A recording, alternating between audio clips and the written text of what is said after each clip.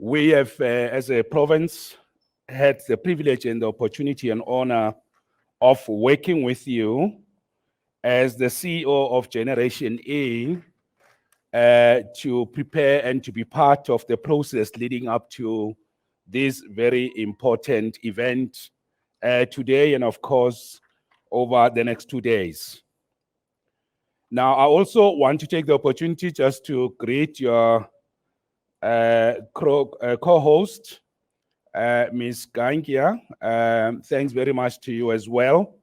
And you're doing an excellent job, and wishing you all the best. We do have on the different platforms a number of participants. I would like to acknowledge all of them, send our regards, and of course to all the sponsors. I must also congratulate you, Ben, and the whole team that you have managed to mobilize so many sponsors, and particularly the private sector, to be part of this event. And I think we should commend you for that. We do have we are joined on this event by our head of department, our HOD, Mr. Makuku Mampuru. I would like to acknowledge him.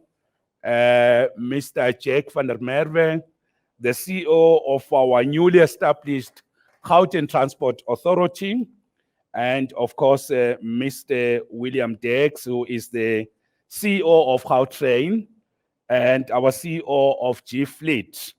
So all of them and our officials who are part of this program, I would like to sincerely extend our greetings to them.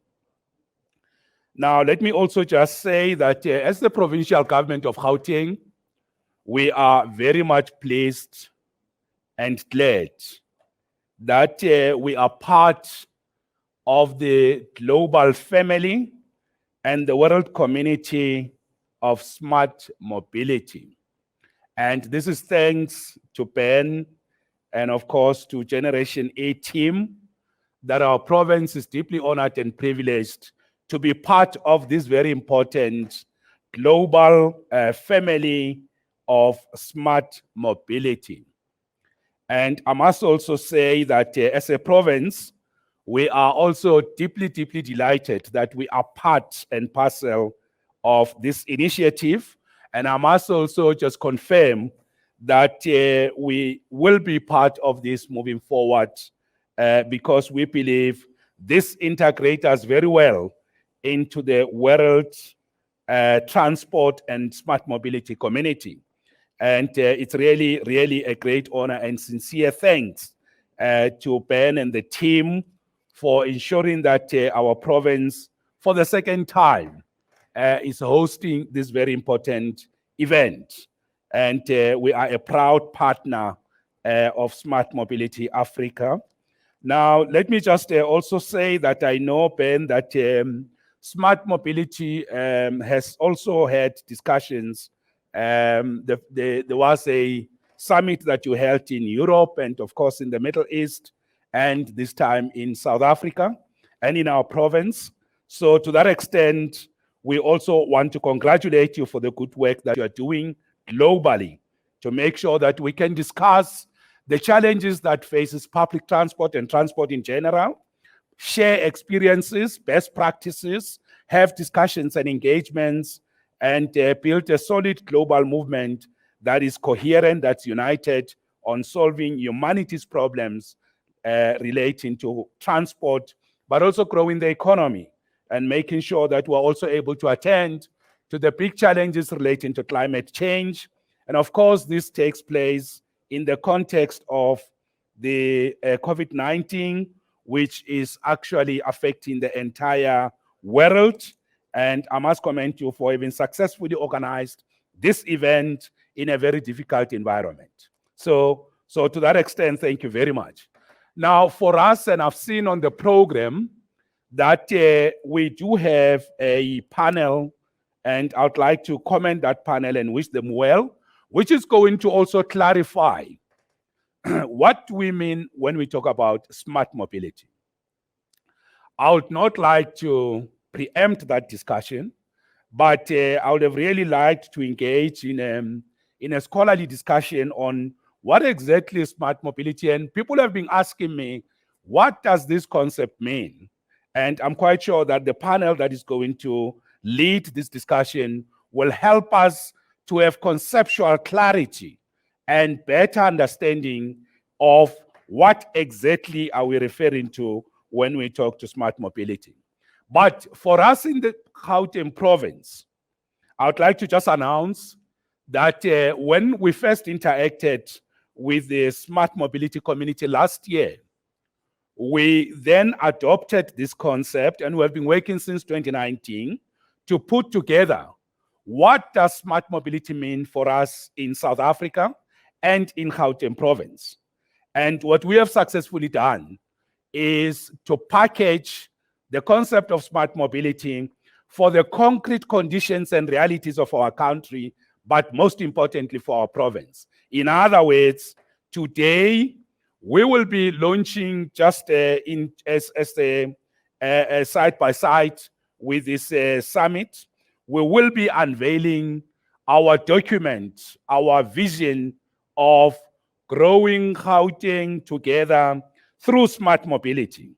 And this concept, we adjusted it from the smart mobility concept as being championed. And of course, we then had to say to the realities of our country. So in the province, and many people might be aware of this, our provincial government has a broad vision of growing Gauteng together 2030. So we as a Department of Public Transport and Roads Infrastructure, we then adjusted this concept to Gauteng, and that's why our vision in the province is titled Growing Gauteng Together through Smart Mobility. In other words, we have adjusted the concept of smart mobility to the realities in our province, and we are using it as our 5-year vision to contribute to growing the economy of Gauteng. For those who may not be aware, our province is actually contributes the biggest, makes the biggest contribution to GDP.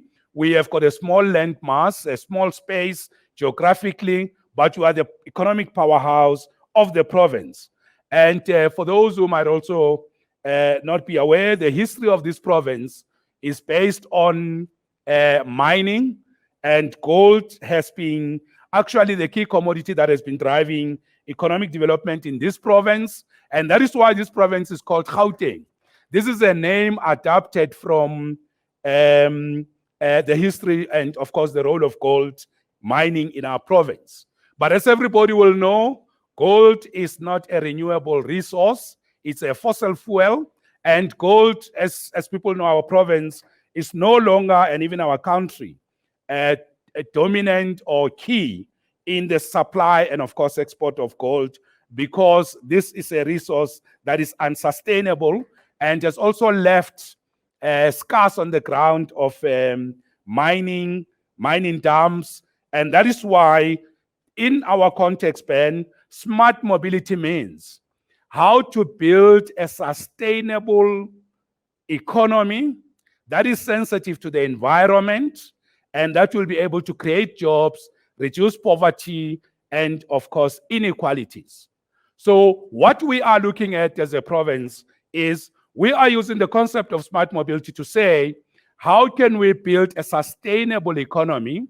And that economy should have transport as the leading economic indicator, as the best performing indicator for our economy. We do have challenges in this province of congestion. It's a big problem because we don't have enough space. We are a small province geographically, as I've said, and we have got the highest vehicle population. So congestion in our province it's a big issue. It impacts movement of people. People now, and this is based on the survey that we released last week with the CSIR, which indicates that people now travel extra 10 minutes more from the trips that they used to take. That will mean people going to work spend most time on the road. Commodities, freight also spend a lot of time on the road, and that's what we're trying to deal with. We have a high rate of accidents on our road network, fatalities, and that is also something that we are trying to address with the smart mobility concept, how to make sure that our roads are safe, save lives, and make sure that people can travel without having to worry about crashes on our road. The other matter that we want to deal with in our context is that we know the road network is one of the biggest culprits when it comes to greenhouse gas emissions. We would like to deal with that issue by making sure that we make rail the backbone of our transport system, with people migrating off the road into the rail system, and how train, which is one of our best leading passenger train service, it's already leading the way in the sense that it is actually helping us to move people and migrate people from the road into rail. The other big challenge that we're trying to look at is the time that it takes for people to travel and the cost of that. So those are the issues that we are trying to address with the concept of smart mobility, adjusted and adapted to the realities of our province.